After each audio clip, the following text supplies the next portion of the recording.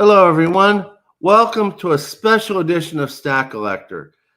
I'm your host today, Tiger Stacker, with my co-host over here, Frostbyte. How you doing, Frosty? I'm good, brother. How are you? I'm good too. I know we're a little bit behind, so we'll get caught up. We have a very special guest here, my very first YouTube teacher in precious metals, and we'll bring her right up right now because we got a little started, a little behind the times because she's just a very very busy lady. So let's introduce our guest.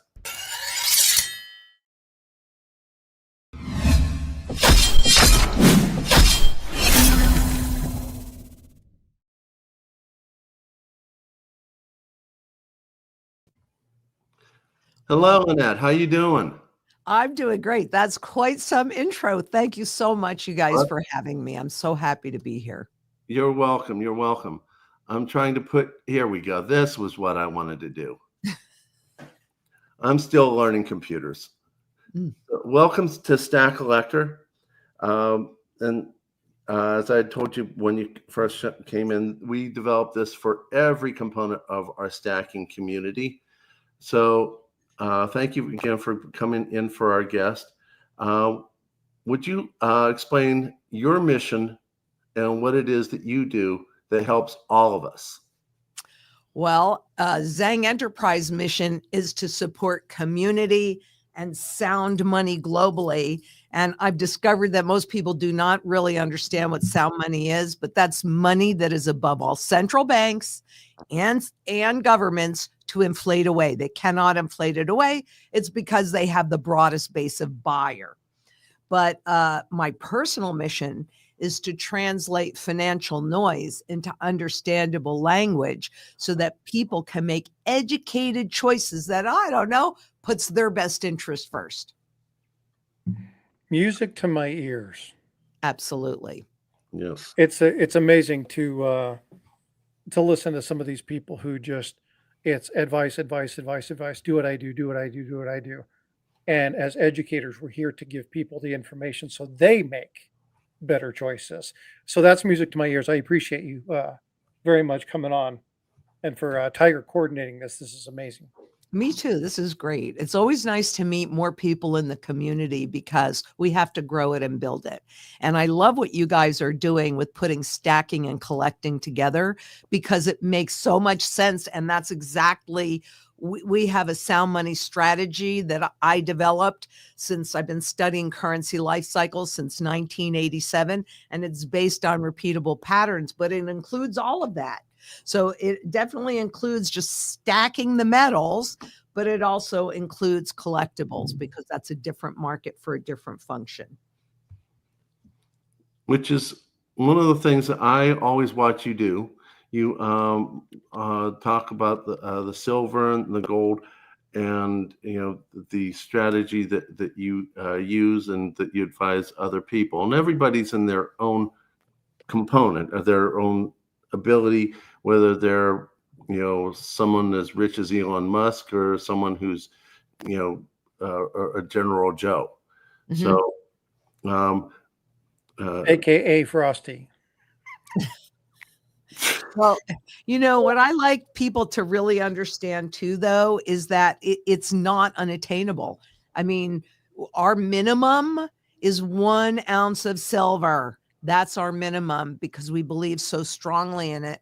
But, I always have my little stack here of just sterling silver flatware and crappy brushes, but this is sterling silver because silver and gold in any form is monetary at its base.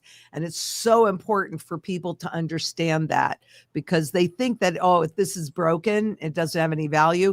Yeah, it does. It doesn't matter whether or not it's broken or tarnished or bent or doesn't matter what it looks like. If it is, I'm really referring mostly to sterling silver in this, but if it's silver, it's still monetary at its base. And the same thing's true with jewelry or all of that. So if people understand that, then, how many times can you be lied to and you do not know the truth? People can be well taken advantage of if they don't understand that. That I totally understand. Thank you, honey. That's the wife, Dog World. Thank you, honey, for the $20 super chat. So when you mentioned the 1 ounces, I know sometimes you've even talked about fractional. Mhm. So, and you've just recently talked about the collectibles.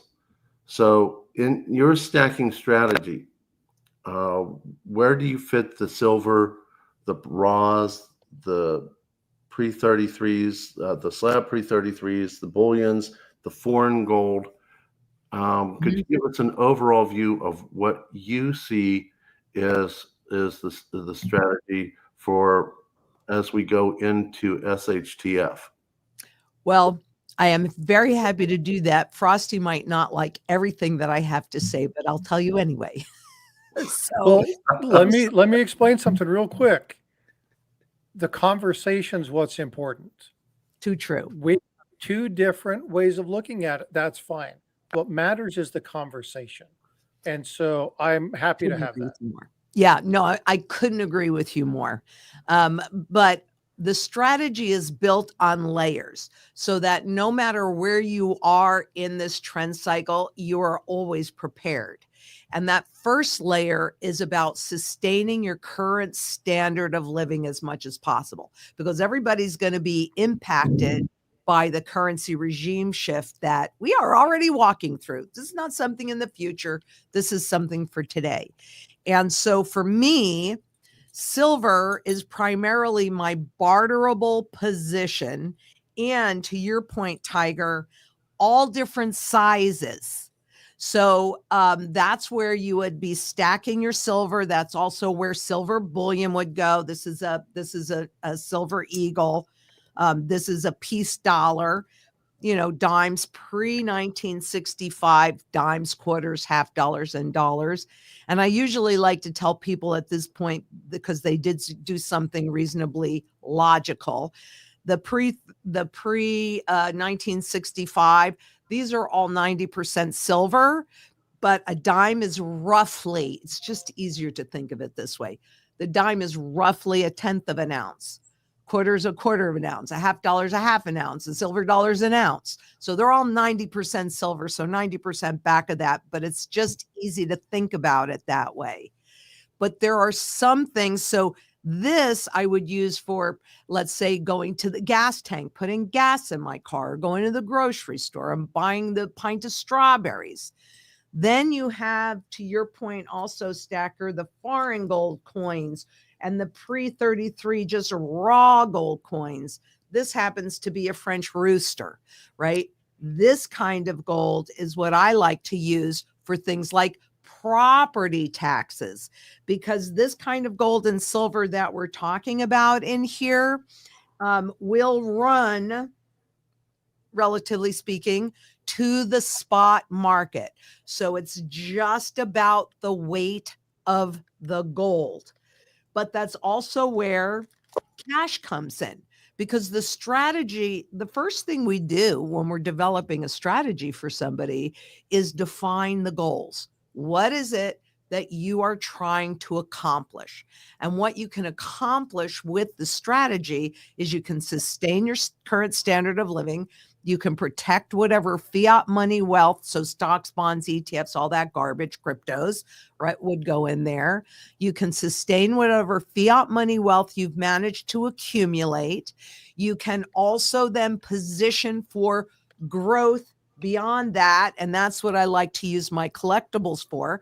But I know, as you know, Frosty, there are all different levels of collectibles.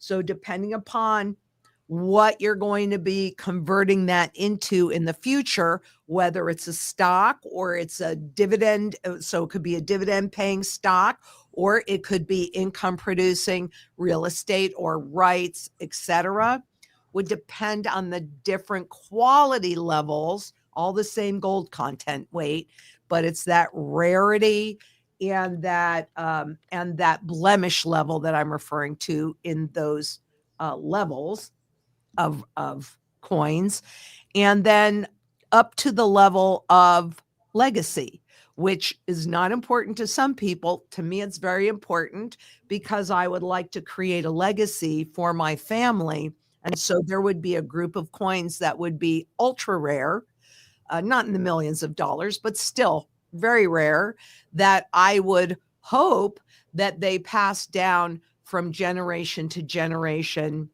So it lasts, and my family, my great-grandchildren, my great-great-grandchildren will also have the capacity to dream and the ability to have those dreams come true. Because the new system that they're putting in place is a full surveillance system. And like the World Economic Forum says, by 2030, you will own nothing because of the psychology of AI and the fear of missing out and the nudging and the tokenization and what the system, corporations, governments have in mind to put us under full surveillance and control, really our every move. This enables you to not fall into that trap, along with local community, to create surety in those things you need to live a reasonable standard of living: food, water, energy, security, barterability, wealth preservation, community, which has arguably become the single most important part of the mantra, as well as shelter. And I do put medications under the food category because, frankly, food is the most important medicine that we put in our bodies. And so we have to take our power back, and there are ways to do that. That's what I like to talk about and execute. That I see ever since the very beginning, and the biggest part of the community I've noticed you do is education. Mm-hmm. I'm very, very, very grateful for, and all of your viewers are, and all of my viewers are as well. So yeah, that I want to thank you for. It's my mission. It's why I was put on this planet. And it really does go back to my favorite question: how many times can you be lied to when you do not know the truth? Well, and that takes us to another point of what's going on right now. But if you don't understand what's happening, how in the world can you make an educated choice that puts your best interest first? It's impossible. You can't. You can't. No, we're not omnipotent. And as I've said so many times, I have none of God's omnipotence and none of Solomon's wisdom. Well, I think you have And some of the Rusty's wisdom, but jokes. okay. So since we did talk about fractionality, Mm-hmm. and this has come up a lot of times. This is one of the few things Frosty and I don't agree on. But what's your stance on gold backs? I personally know because I watch you all the time. Right. Oh, there he goes. Well, this is what I thought you probably wouldn't like, because Tiger warned me. I see a place for them. I see a place for them in that cash portion of the strategy, because there is a certain level of cash, even though we know that it's losing all of its purchasing power, that's still the most recognizable. And what I like about goldbacks, I think they would certainly be classified as a collectible because of that huge premium that's in there. But Agree. the premium does not bother me because gold and silver are both severely, severely undervalued. So the functionality of this falls into a similar category as the functionality of the cash. So this is number one. And even in redeemable crypto gold like Glint or Kinesis, because those two you can redeem, that would also fall in this area. So it's not a whole portion of the portfolio. I don't stack them, but for a portion of your cash position, I think they make a whole lot of sense because they are still embedded with this happens to be a $1, a thousandth of an ounce. And I can't get that thousandth of an ounce, in many other ways than this. That makes So perfectly good sense. I am right there with you. And so my issue with gold backs is it is a stacking strategy. I think it's foolish because if you Mhm. look at how much it costs you per ounce, you're better to put that money away for 2 months or 3 months and just buy the damn ounce. You're Ex- gonna go Except ahead. on that barterability level, And because that's my point. right. So, I mean, would I do all of it in gold backs? Absolutely not. But for a portion of the cash portion, which depending upon your age and your circumstance and what you're doing, depends on how much you want, because this is absolutely going away. But then this would be like your next line of defense. And, as they build out the businesses that will accept gold backs, that may actually end up saving you. But would I just stack gold backs? No, absolutely not. But I do see a place for them. Yeah, I use those as the under the circumstance that merchant number one will accept your constitutional. Merchant number two doesn't understand constitutional, so he wants pieces that say silver. Merchant number three says, I don't want your silver, I want your gold. And that's where, if you're buying small, that's where the gold backs come in my stacking strategy. Exactly. I mean, because I do have my $1 gold coin, right? And you can see it's a 20th of an ounce. It's teeny weeny, but this is the smallest. And let me tell you, this would be super easy to lose. Oh, yeah. To be honest with you. But that's the smallest that I can get really in coin form. So I have, in my personal strategy, that's my barterable gold. And so I have all these different sizes, right? All of the fractional. But yeah, this just takes it down to an even smaller amount that I really can't do any other way. I mean, how would I cut 1,000th of an ounce off of this gold band? That's going to be challenging. So this is just a lot more convenient, right? Mm-hmm. Most certainly. Understanding an assumption that the people that you're going to be dealing with know what the inherent value of that gold back is. Mhm. So one thing that I want to reiterate, and this is where Tiger and I diverge. Mhm. The easiest way to say Hobby, this. not a cult, right? Yeah. And We it's can have different opinions. constitutional silver is amazing only because people already know it. Mhm. If people weren't familiar with it, it wouldn't be as strategically important because people wouldn't have an idea of how to do it. Like if you take those 100-gram bars, and we know they're separated into 100-gram, but people don't understand what 100 grams is. Right. It's no bearing on value. And that's where I stand with the gold backs. In order for the gold back to be efficient, more than 80% of the population is going to have to understand its inherent value. So I get that there's a place for it collectability wise, but I don't think there's enough people out there in a situation where, and again, SHTF situation, Mhm. I just don't see that. And again, this is where it's okay to, agree to disagree, right? People Right. have different strategies. You look at things different ways. Yep. But in all things, have the conversation. And so Tiger and I have turned this into a joke where the moment he says gold backs, I leave the stream because I'm like, oh no, here we go. And it's just banter. It's fun. But I do appreciate what you're saying. I do Right. understand why people look at it that way. I can't until there's enough people who actually understand that. It really is no different than taking a bar of gold and how do I cut off enough? If you don't understand the inherent value of the gold, you'll never understand a fraction of it. So there's a lot of education that has to be done first. There is a tremendous amount of education, because let's take that a step further. True, people don't understand gold backs. Do you think that most people understand the value of gold and silver? No, No, We've not even started, close. right. We've started a program at Zang Enterprises, and I'll send it when we're having some cards printed right now. But I lift weights every Thursday, and the guy that runs the gym, my trainer there, and I've been going to him for years, is an ex-attorney turned gym rat. So he's a bright guy, and we usually have some pretty interesting conversations.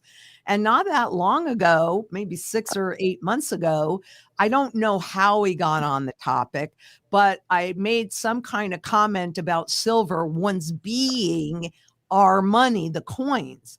And he's in his mid 40s. And he said to me, "We had silver coins?" Yeah, And exactly. I was shocked that Yeah. he did not know this because of how well educated he is.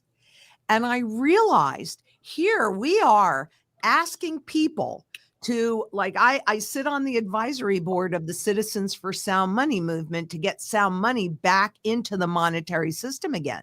So I'm asking people, you're asking people to do this, and they don't even know what it is. So we came up with they're business size cards. And on one side of the card, we have a dime, a new dime. And on the other side of the card, we have a pre-1965 dime. Now, you can look at the two of them and they look like pretty much identical. This is how they make the shift, right? Yes. But we're also, the card says have a paradigm shift, right? We're trying to help people get this in their hand, because if you look on the edge, obviously one is all silver, the other is copper. And when you put the silver in people's hands, their eyes light up once they see this difference. So how can we ask them to understand gold backs or constitutional silver or constitutional gold or wanting sound money back in the system? How can we expect people to do that unless they understand it? And how can we really, really, really educate them without putting it in their hands and giving them that experience? Because we're saying, okay, buy this, but they don't understand why. They don't understand the difference. Yep, precisely. Very, very much so, which is one of the reasons I'm glad you got on the board with Citizens for Sound Money. You know, I've been trying to find them myself, so that I want to get on that too, but that's a different story. Well, I am very happy to make that connection for you, because we are all in, we're all in the same community. And this is, I believe this is our opportunity to get sound money back in the global system again. And that's the battle. In fact, that's why I'm going to Malaysia in just a few weeks and I'm going to be talking about sound money, because if we can get, we don't need 80% of the population. We need, I believe, 3% of the population to just convert their fiat wealth, some of their fiat wealth, into physical gold and silver. I think we can have a shot at getting a seat at the table. And we have to do it from the bottom up, like grassroots at the state level. And so we need people to participate in that. But we also have to do it on a top down level with the different governments around the world, with the different central bankers around the world, because truthfully, I don't think most people in government understand sound money at all. No, they don't. How can you ask them to do something that they don't understand? We have to do something to get it in their hands so that they start to just look at things a teeny weeny bit differently. Because I have personally found when I look at something just a little bit differently, it is amazing what unfolds and what you can see. That is so true. I've introduced a delegate, Chris Pritt, who introduced 2 bills in West Virginia to get silver and gold recognized, and he's been having a hard time getting it pushed through. I don't want to go through the nuances; it'll take too long to explain. But basically, it's there's limitations on those bills because it doesn't include everything. But he's like, you got to get them to recognize this, and then you can tweak it for more later. That's just the way the government works. So it's exactly what it said.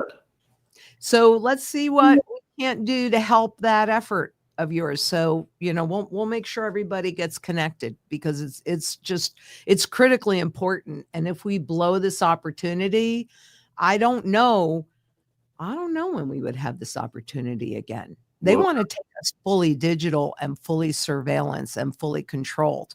We better fight that. well, that's it. Things that you taught me over the years, how things happened 1907, 1913, 33, 1971. It's all been a slow, gentle push of brainwashing. And now the new brainwashing has been what now they used to call CBDCs. Now they're calling stablecoin, which is the exact same thing with a different name.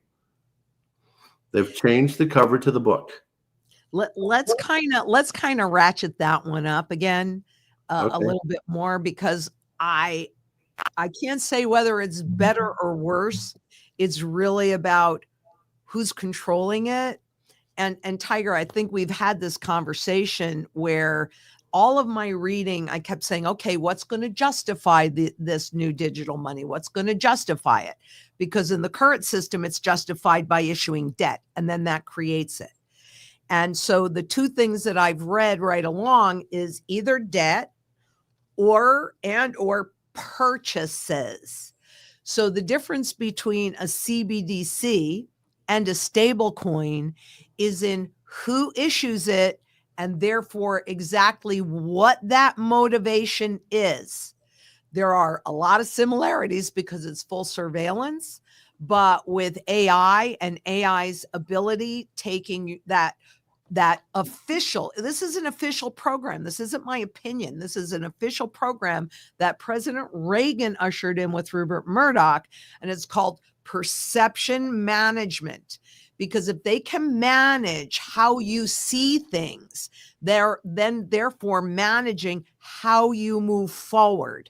And it's about what they want. I mean, they might spend 2 minutes on policy, but 8 hours on how they're going to present it to the world. So AI takes that up a huge level because it creates that engagement. And, we're hearing lots of different things. They want to, look at, isn't Elon Musk putting things in people's brains, right? They're already utilizing this in different companies like Amazon. And Amazon, by the way, will be a huge issuer of stable coins. So that brings in another nuanced difference, which is that if it is a central bank CBDC, that is centralized. But the stable coins are fractionalized, because you'll see an Amazon stable coin and a Walmart stable coin and a JP Morgan stable coin and a JC Penney stable coin, right? We're going to see, and they're not all going to be dollar backed. We're going to see a Hong Kong stable coin and a China's stable coin. And so there is a huge rush. What they're talking about doing right now, that stable coin industry is about 125 billion, according to the Federal Reserve of St. Louis. They're talking about growing the stable coin industry to 2 trillion by what year was that? Oh yeah, 2028. That's 2.5 years. So the answer is it will be purchases that justify stablecoin creation, and that will drive those corporations that are selling you crap, want you to buy stuff, to then turn around and back them with dollars and treasuries. So they're creating an artificial market for the dollar and the treasuries. Can they do it at the level that's enough to sustain the level of debt creation that they need to grow? But I don't know. That's a tremendous fractionalized issuance in a very short period of time. And legally, they have created moats and gates and safe harbors for those corporations that are creating this garbage, which means that when something goes wrong, and it will, you have no recourse. The individual has absolutely no recourse. Just like 2008, when what they did was disgusting, despicable, evil, vile. Who went to jail? Nobody. Because they had all of these, they legalized this experimentation and this theft, and they're doing the same darn thing. Michael Stacking asks, what's debt creation in the same sense? Yeah, it's exactly the same thing, right? Making money from nothing. We took away the stable, again, talking stable coin, the real stable money, silver and gold. When we broke away from that, yeah, and you're talking, there have been pushes all the way through. People like the Coin Act of 1854, they're like, how in the hell does that relate to this? We stopped allowing foreign silver and gold into our nation, saying, no, we're going to control it ourselves. Why? Because that was a fundamental flip that allowed them to say, you can't have foreign gold here. Oh, by the way, you can maintain it, but it's not money. It's a collectible. It's like a bullion kind of thing. And oh, by the way, if it's foreign, you can sell it, but you can't sell ours to anybody else. You can't don't melt down copper or silver or gold and sell it in bullion form, because that's illegal. Oh, by the way, you can't do that with other forms of money either, because that's also illegal. So you have to sell it to us so that we can turn around and do it, which is what they did in the Pittman Act and some of the other places. So, and I put a quote in chat by Ludwig Claudius, and I don't know if you know this quote, but he said that it's a distrust of an engineered opinion to the media's influence. And he likened it to the 1940s Germany, saying, if you voice engineered opinion, it becomes back to what you indicated when it was looking at what's that called? Perception management, which is the perception becomes the reality. Yeah. So I absolutely understand where you're coming from in that. And again, understanding the history, knowing how these little things that seemingly aren't related to each other pair. This is why I talk about the coin acts all the time. It's important that constant destabilization of the fundamentals of gold and silver changed the way money moved. It changed our coinage, it took the precious metals out of it. So this is the first time you and I have ever talked. Yes. And I can't tell you how much I appreciate what's coming out of your mouth. But I would like to point out one other thing. And I don't know if anybody in chat missed this. Tiger, I don't know if you caught this. You guys do something purposefully that I have missed, and I just realized it today. Paradigm. 2 dimes together. Something that a 5 or 6-year-old can go, paradigm. Mommy, what's a paradigm? Opportunity for learning. The sound money, right? There are little tips and pieces when you're talking about testing the authenticity of something or a strategy. You guys utilize a very simple terminology that's understood by everybody. I really appreciate and I want to acknowledge that, because that's not easy to do as educators, and it's something we absolutely should be doing. Oh, I have been working on this forever and will continuously work on it. I mean, I'm always trying to figure out, how can I show this better? How can I say this better? How can I do this better? Because it's that critically important. And frankly, not for me. I mean, I'm old, so maybe I'll be around. I think I'll be around another 30 years, but it's for our children and for those future generations, because everything goes full circle. And where they're taking us back is to feudal times, where you just have a handful of people that own everything. And we're not too far from that right now, to be honest with you. Look at that wealth and income inequality, right? That K-shaped recovery, that garbage. Right. So it's critically important that we come together like we are in community, and we work together to spread the word, because when a well-packaged web of lies has been sold gradually to the masses over time, the truth will seem outrageous and the speaker a raving lunatic. I have a very thick skin, because my whole life, that's what it's felt like for me. But that doesn't make the truth any different. And I believe that it is our obligation as humans on this planet to share the gifts that we have been given. I have been guided to this my entire life. This is what I was put on this planet to do. And when I look at my path, starting at my earliest memory of it is really when I was 10 with my Uncle Al. And that's why I got so much into the collectibles. And you can see I'm definitely an antiquer, and that's his influence. And so are you. So you know how these good, solid, tangible assets work, from undervaluation to fair valuation to overvaluation to fair valuation to undervaluation. They never go away, unlike paper products or digital products. Boy, they could disappear like that.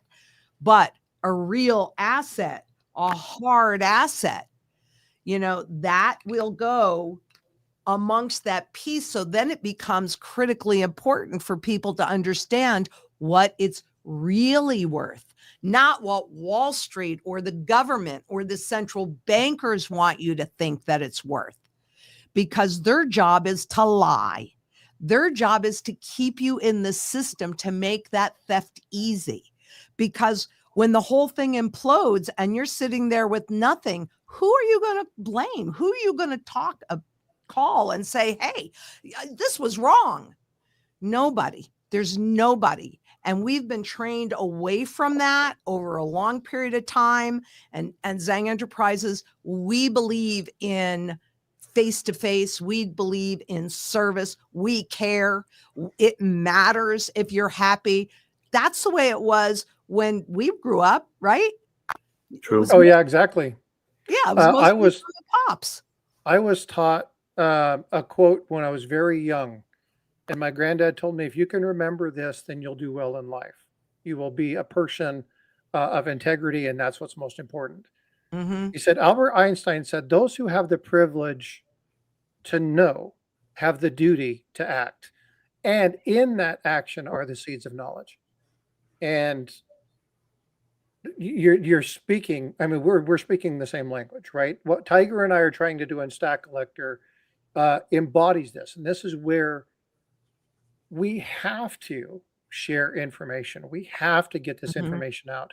And again, I give you guys kudos, because it's a really hard, it's a really hard thing to do and not be, what's the word I'm looking for? Not abstinent, but like controlling.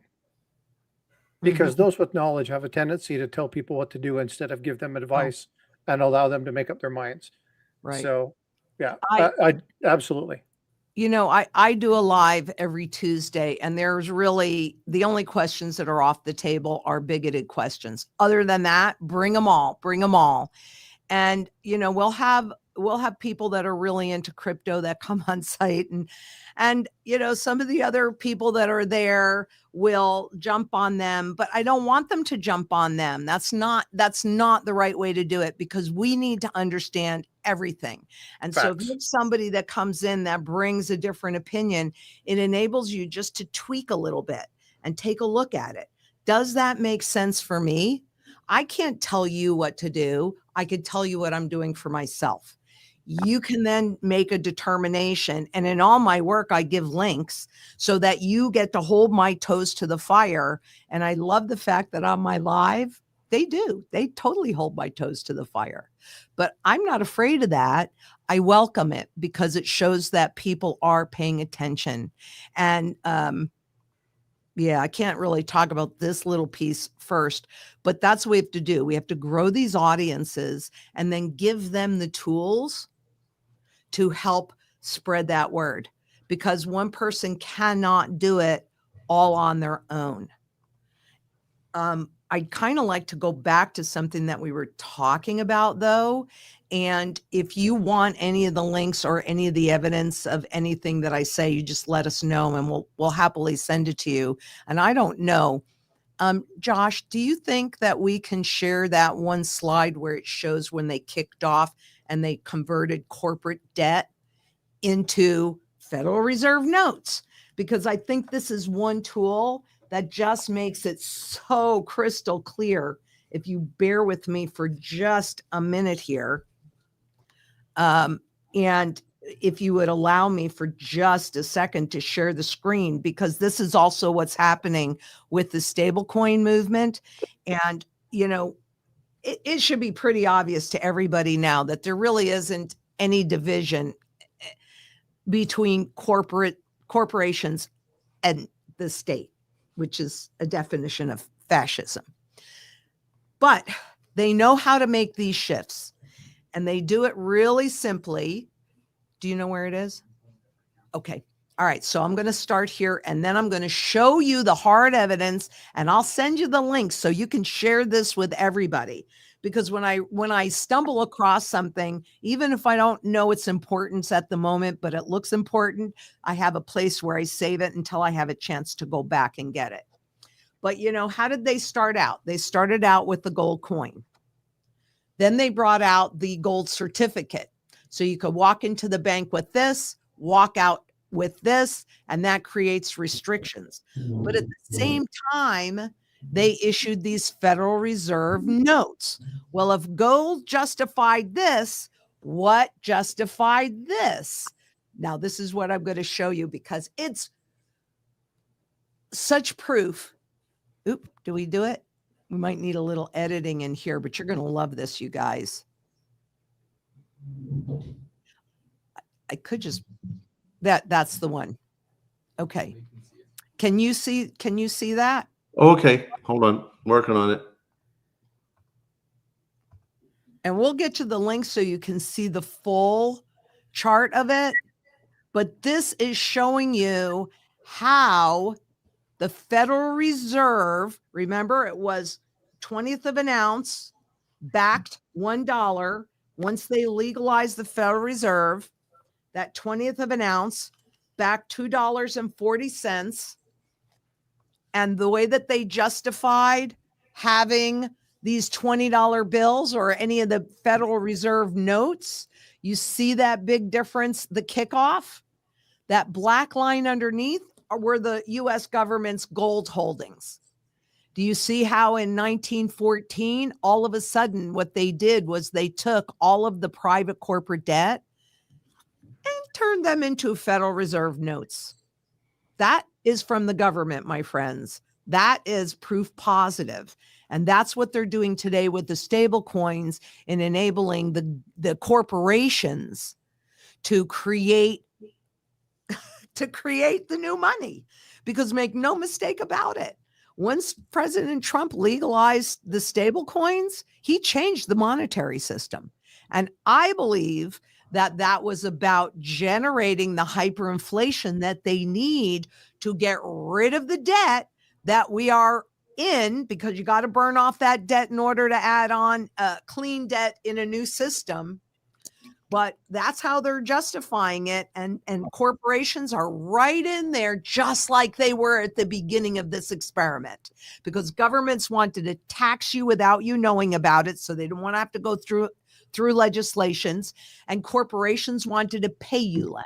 And wow, inflation was so convenient for both of those. And then when we broke free completely of the gold standard after 1971, off to the races. We are at the end of this experiment, and it died in 2008. I said it at the time. I maintain it today. There's not one doubt in my mind. And there's not one doubt in my mind that we have already begun the hyperinflation. It is just not visible to the general public yet. But you watch these stable coins within very short order. I mean, they couldn't execute everything in the Dodd-Frank Act. They legalized that in 2010, and they still need way more years to finish that. But boy, let that stablecoin bill be passed. I've gotten notifications from banks about they're ready with the stablecoins. I think that's quite interesting and telling. That's very scary. Mm-hmm. Very scary. Mm-hmm. And if we don't teach our children what we already know and what we learned from our grandparents, they're going to fall for it hook, line, and sinker because the lies that they've told us exist. You walk up to someone and they say, what's money? And they'll show you fiat currency. Mm-hmm. Or they'll show you their cell phone. Oh, yeah. Right? And the easier it is to create and spend money, the more money that gets created and spent. And then what does that do to the value of the money that's already out there? And if you go on the purchasing power chart at the Federal Reserve Education Department, the Fed, they show you quite clearly that the value of the dollar is zero. And do you really want to know why the value of the dollar is zero? Because it doesn't cost anything to create. And it's kind of scary because I think it costs, I could be off a little bit, but I think it costs like 3 cents or maybe a penny to create a dollar bill. But because the $100 bills have those things that run through them, that band, this costs 9.4 cents, I think, or 9.7 cents to create. Well, the difference between that 9.7 cents and the $100 bill is their income. And then they get to use that. So how much money have they created in this system? And here's the problem. For the last now 4 years, the Federal Reserve has been running at a loss. Wait a minute, what? The way that they make their money is by seigniorage, creating money from nothing. And it's a whole lot cheaper to push a button than it is to print a bill even. So basically they're getting this money for zero and selling it to you for $100. That's why it has no value, because it doesn't cost anything to maintain.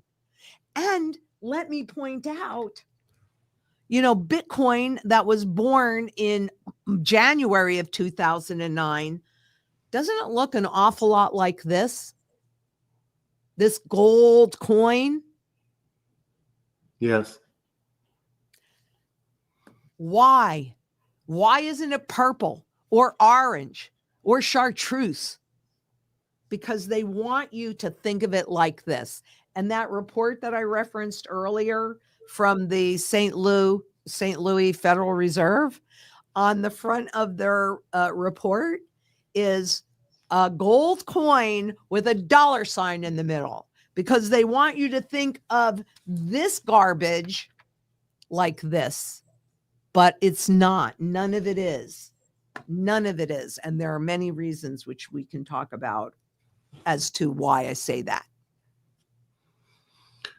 Oh my goodness. It's mind-boggling. And that's why the Citizens for Sound Money is such an important movement that needs to grow. Yes. Yes, it does. All of our citizens, all of our youth especially, needs to know this stuff. Yep. They need to know what the lie is. Yep. So for me personally, what I'm battling for, and I don't know if I can do this or not. I mean, when I sit back and think about it, I'll be honest, it sounds insane to me, right? Because who am I? I'm just a person, just one little person. But I want redeemable gold back in our system again. Doesn't have to be at 100%. 40% is just dandy. But if I don't like what the government or the central bank is doing, I want to be able to take my gold, my real money that requires fiscal responsibility from these guys. I want to be able to pull it out, because that's the only way that we can take our power back. That's really what happened in 33. The public gave up its power, because while I had all three of these things at the same nominal face value, and they were controlling that, these are all $20 right here, but they were used to using them all interchangeably for 20 years. So when this went away, well, they still had this. And they go, well, nothing has changed. Everything had changed. Everything. And the same thing in 1965. I mean, it's like insane. Pre-65 quarter, new garbage quarter, right? They took the silver out. So what happens is that as it becomes more expensive to create the money, right? They were printing a lot of paper that cost them too much to create the gold coins. And plus the gold coins limited their power. So they needed to get rid of that ASAP. And they did, but you can't do it quickly or people know that things have changed. Well, the silver became too expensive, so that was removed. And we had a sitting president come out and openly say, if you try to hoard this silver, we have enough silver to flood the market. We will manipulate. They didn't say manipulate, but it's in essence, President Johnson said, we're going to manipulate the market. And they certainly did with the Hunt brothers. That the first time that we saw silver hit $50 an ounce out of the chute. But has it remained the same? I mean, what's the value? What's your purchasing power value of a quarter? Less than nothing, less than zero. What can you buy with a quarter today? Nothing. But this silver quarter, well, you know, we did some quarter cards too. Since we want to distribute them more widely, frankly, we have to go down to dimes. But, you know, this little coin cost us $6. It maintains your ability to purchase the same goods and services, period. But do they want you to do that? No. And they're getting rid of the penny. Why? Well, in 1982, prior to 1982, pennies were 95% silver. In 1982, they went down to 15% silver, or not silver, I'm sorry, copper. 95% copper. They went down to 15%. And now it costs them 3.9 cents to create a penny. Bye-bye penny. So they're always looking, how can we do this cheaper? But you have to work the same level. You have to work harder because everything costs you more, which was something else they knew. And they said it when they created the system. If people have to work harder, I mean, you got to read this stuff because you can't believe they openly say this. But if people have to work harder to maintain their standard of living, they will have less time to pay attention to what we're doing. Well, how hard do you think people have to work right now to put food on the table? Awful hard. They've got to break it down into 4 easy payments every week to feed their family. This is a problem. Those easy payments become hard. They've been doing that even long before that. And you know it. The Coin Act in 1953, they took 6.9% of the silver out for everything except for the Morgan dollars or the piece. They were 0.77. They took it down to 0.72. And that was for the half, the quarter, the dime, and the half dime, which preceded the nickel, which was yet another debasement issue. So that this has been going on for a long time. But just like you've been pointing out, the hyperinflation is becoming hyperbolic. The debasement has been becoming hyperbolic. You know, you had the debasement of the amount of silver in our coinage, and then it's going faster and faster and faster and faster. And now we're talking about stable coin, and there's nothing there. There's nothing there. And you know, they this is a physical representation of air. And they're making it in gold. This one happens to be Bitcoin, and I do not spend a lot of money on this junk. This happens to be XRP, and this happens to be Ethereum. And don't they all just look like this? Don't believe the lies. Don't believe them. You want sound money. You want real gold, real silver in your possession, because if you don't hold it, you don't own it.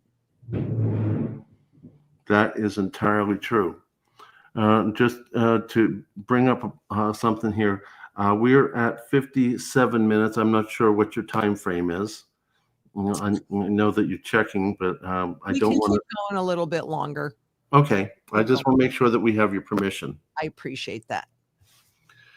So now I'll get into one of the other things. Where do you see the foreign gold fitting into the strategy? Is it fitting more in the raw, fitting more in the lab? Where did you see the foreign gold going into? Well, the raw foreign gold, like my rooster, is for the barterability. And for me personally, since President Kennedy gave them a similar status to the pre-33 similar, I like this for the barterable part of my gold portfolio, again, because it's fractional. And I just buy them the ones that are minted prior to 1948. But that's where they fit. I've been looking for that. So if your people can send me a link again, because I haven't found the President Kennedy executive order. Oh, all right. Here, write that down. I can get that to you. Okay. And actually, if you go into the presidential archives, and I think the date on that was probably 1962, but I have it, so I can get that to you. 1962. Got it. I'm not 100% sure, but I'm pretty sure that's the date, but I have it, so I'm happy to give it to you. I appreciate that so much. So let's see here. What else did we want to ask Frosty? Did Frosty leave? No, he's like the master of silence. I just listened very intently. I really don't have anything else to ask. The questions that I had have kind of all been blended in to the discussion. They just naturally flowed out of where we were discussing anyway. But I will point out another kind of fun little fact. You like numismatics? Yes, I right? do. Okay. Yes, I do. And the GSA hoard is something that a lot of people absolutely enjoy, right? Mm-hmm. And why do we have the GSA hoard? Are you asking me? I'm asking you. Well, I would like you to answer that, because quite honestly, you better cut this piece out. I'm not sure what the GSA hoard is. Okay, no, this is perfect. Okay. So I know it after this. So the Morgan silver dollar hoard that was found in the 1960s at these various Federal Reserve locations, there were 4, God almighty, how many were there? 6 million coins or something like that, an ungodly amount. And people were like, why were these just sitting there? But if you lift up that gold certificate and that gold coin again, we had the same thing for silver, right? Yes, we did. Well, when they stopped that, the Federal Reserve no longer had a reason to hold all that extra silver. And lo and behold, what would come from that but a surplus of silver coinage known as the GSA. So if you ever look at the GSA hoard, all that is all those silver coins being freed up because we stopped payment on silver certificates. And that is the backbone behind the GSA. So you lift up the gold and you're talking about the gold standard in pre-33 and where that debasement came from. The GSA hoard is that same standard or that same story for silver. So just a little bit of a tidbit of information for you. I like that. I like the that. numismatic side. It's a lot of people love the GSA, and I've got here, matter of fact, Tiger, if you'll bring me up big real quick. These. There you go. That's the Carson City. That's the big hoard that was coming. Their GSA holder. Oh, okay. Yeah. I mean, I actually give Carson City silver slabbed Carson City silver to my grandson who loves them like nobody's business. So, but anyway, so you were talking about that, showing that representation. And I thought that was kind of, again, talking about the numismatic story side of things, which is what I like to do. It's a really good tie-in because every time they remove something, we got something cool. But it really wasn't cool. It was just because they were relieving us of our possession. Yes, exactly. And our Yeah. power, I'm going to say more than possession, it really is about power, right? If you can't, what do we have to protect ourselves and our purchasing power and the our labor? I mean, what do we trade for money? We trade our labor, our time. That's what we have. That's the most valuable thing that we have. And over time, by debasing the money, that means that we are just getting paid less and less and less. It looks like we're getting paid more. But when you stop and look at the fact that the average wage in 1971 was $10,500, and that required a family of four could feed and manage a family of four with one wage earner. Today, I think the average wage is something like 68,000. So it sounds better, but you need two wage earners and you're still paycheck to paycheck. And you're falling further and further and further behind. That is, it doesn't matter how much of this stuff you have. It matters what you can convert it into it. Just like this $10 trillion Zimbabwe note. I'm a trillionaire, but I can't even buy 3 eggs with this. I love those things. I do too. I got something very similar though. If I can show you. You're going to Yeah. show the gold back? Oh, Oh, is that a candy bar? This is a $1 million bar that I got from Cracker Barrel. Do you know what the similarity is between this fake money and what's inside? What's inside, I mean, if you would eat such garbage chocolate, is at least it's garbage chocolate. Well, that's a good point too. But basically, as we go through hyperinflation and things get heated up, both the fiat currency and what's inside this will melt. Yep, they will. But what's inside it will probably have more value because at least somebody can do something with it, even if it's melted. You know, we get blinded by numbers, right? I think we've We do. entered the melt up stage of this trend cycle, which is not really a good thing. But that's about keeping people in the system because they're afraid of missing out. And that really is about the final trap.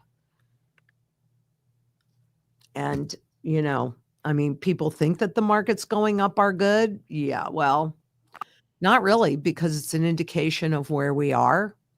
And that's in a really scary place for me because I understand it.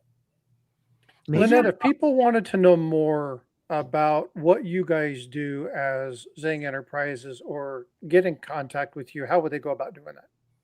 Well, of course, there's our website, LynetteZang.com. And on YouTube and Twitter, we are very prolific at the Lynette Zang, and on Instagram and Facebook as well at Lynette Zang.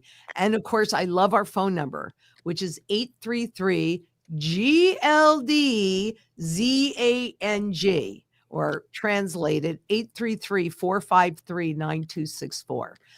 So give us a call. We love communicating on a one-to-one basis, and we are all here to be of service to you. And, you know, all that will be in the description down below if I haven't already done, which I think I have.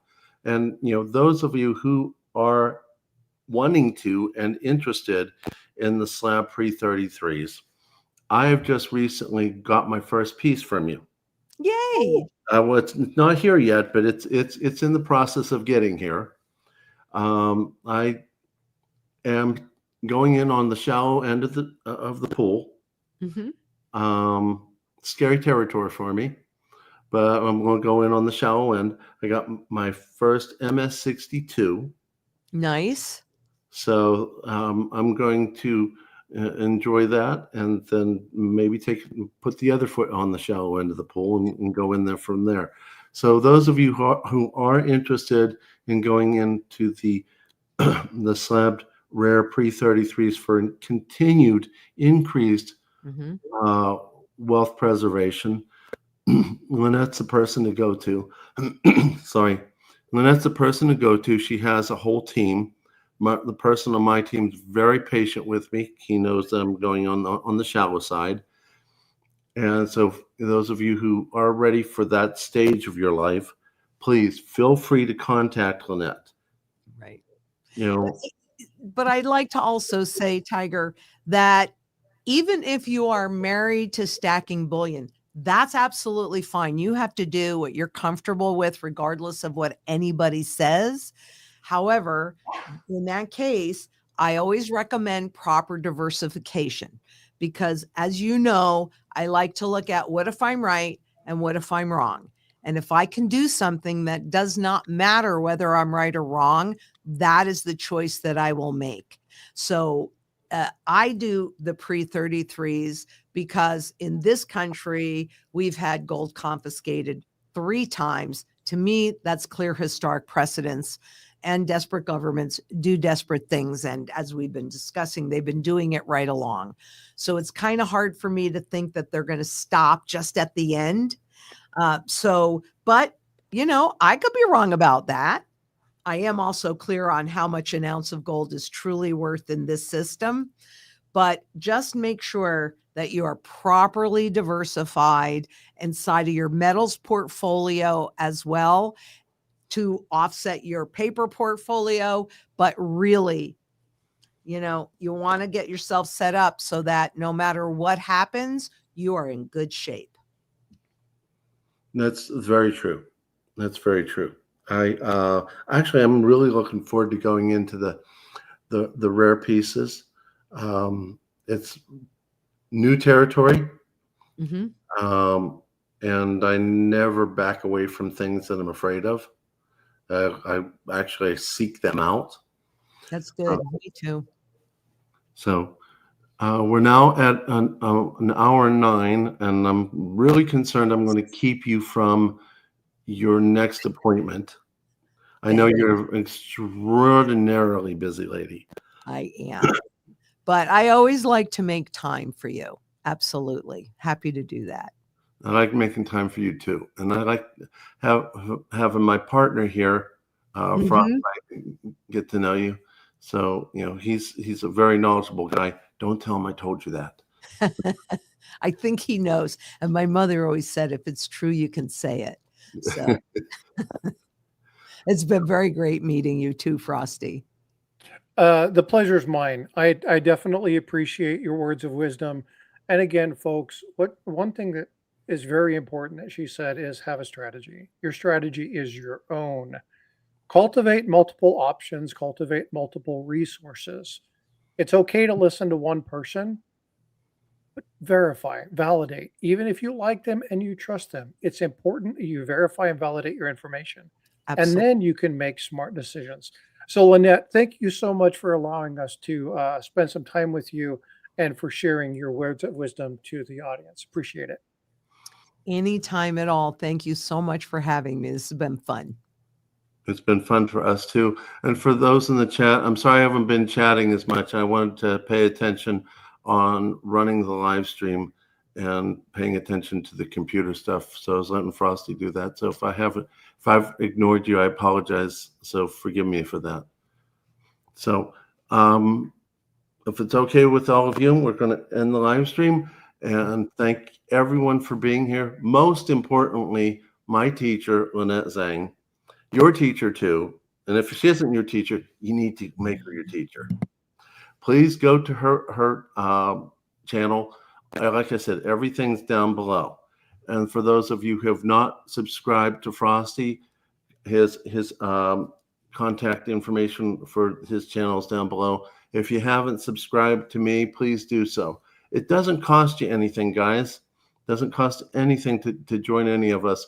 But what you get out of it is a wealth of knowledge to protect you, protect your family, to teach your family so that as time goes on and our government continues to do what they're going to do, we know, our children will know, our grandchildren will know, and hopefully they'll pick up the mantle when we're gone and continue to teach through the generations, because the control, it's repeated thousands of times through history.